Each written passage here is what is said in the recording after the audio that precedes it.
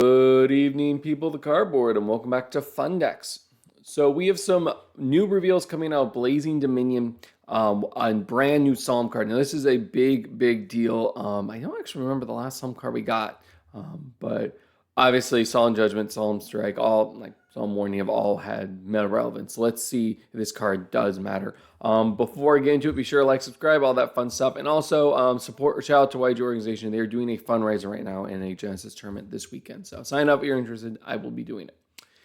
Anyway, so this is Solemn Report, Counter Trap. You can only activate, or you can activate this card. The turn it was set by revealing one of your other set traps. Oh, when a spell trap is activated, activate one of these effects. Pay 1,500 life, negate the activation. If you do, destroy the card. And if you do that, for the rest of this turn, neither player can activate that card's effects, as well as cards with the same original name as their effects. Okay? Pay 3k life, negate the activation. If you do, banish that card. Then your opponent banishes all cards with the same original name from their hand or deck. Ooh, interesting.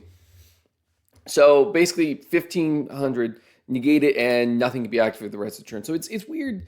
I mean, I guess it's the way you can think of it is most cards, this wouldn't matter if it says like use once per turn, just negating the activation's enough, it's fine. But if it says you can only activate a card like is it Thrust? Right? Yes. Thrust is a activate. So if you negate a Thrust with this, they could go theoretically use another copy. But this would basically blanket for the rest of the turn. This card would basically, if you, or 1,500 would blanket for the rest of the turn, and 3k would blanket for the rest of the game. That's, I mean, assuming banishing is what you want to do. Sometimes there's banish effects, but they're very few and far between.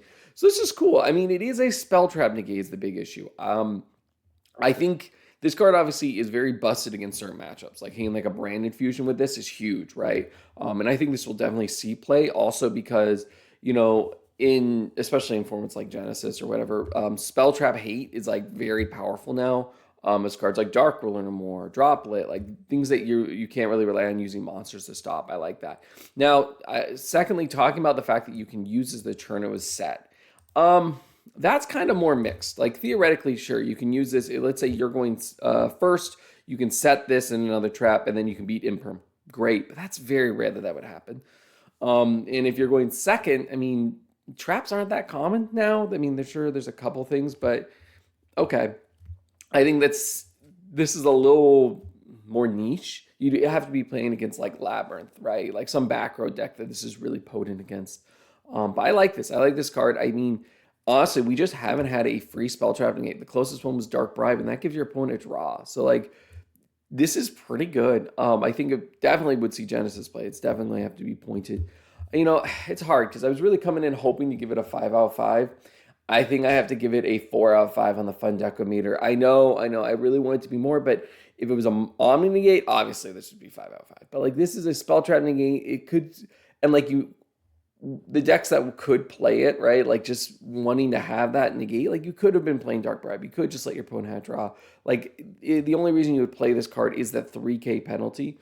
That basically can blanket for the duel. And so against certain matchups, this is an auto-win card. But this is, I think, a side deck card.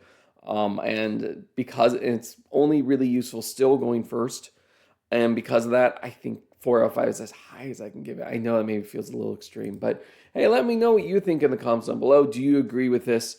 Do you think this card's actually busted and I'm a fool? Please tell me new in the comments. I like that. And like and subscribe while you're at it. And that's all I have for this review of this card. Feel free to click away if that's all you want to hear, but I have a little bit more I want to talk about for Blazing Dominion. So I thought we had more cards left than we did. So just kind of going through the set.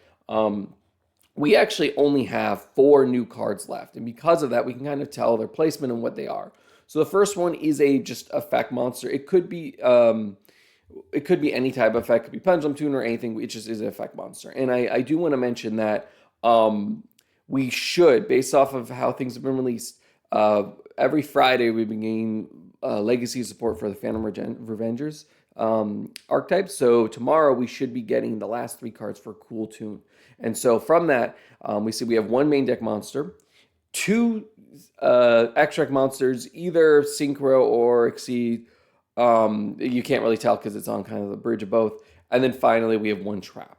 So if I was a betting man, which I am, I think for Cool Tunes tomorrow, we will get reveals. And we're going to probably get 1 Synchro monster, 1 trap card, and then one main deck monster. It could also be they gave us two synchro monsters and a trap, and then the main deck monster is just nothing. We'll see. We'll find out. But I think it's more likely we'll get one of each. And the last card, it could be another synchro for just a random card. It could be an XYZ. I'm not sure. But I think I'm pretty confident this 41 is going to be for Cool Tune tomorrow. Now with that, I think this is interesting. I do want to mention that like this isn't normally how sets are revealed. Typically, Konami will save a lot of the pack filler cards kind of to the end, and then have it kind of round out the set. It's very why I'm so surprised is they've just been releasing cards like crazy. I guess I expected there were to be more left. In my previous videos, I was saying like, oh, there's like in the teens left, and they've been very forward with the reveals. So I like it, although I am kind of sad that there isn't that like one big nugget of like reveals that we should be getting. However, we should also, I would bet this weekend for Burst Protocol, we should be getting the TCG exclusive art type announced. They usually have been doing now a couple weeks in advance, and 2 weekends from now, or from this weekend, is the world premiere, I guess, what's it called? Sneak peek for the set. So stay tuned for that. I'm really excited, and hopefully I can make some good content from it. But that is legitimately all I have for you today. Please subscribe. Please watch that video on Mimigol. I think it's really interesting. I think Konami's really trying to tap into flip monsters and might have some future, at least in Genesis. Anyway, for now, that is all I have. And I'll talk to you next time. Bye.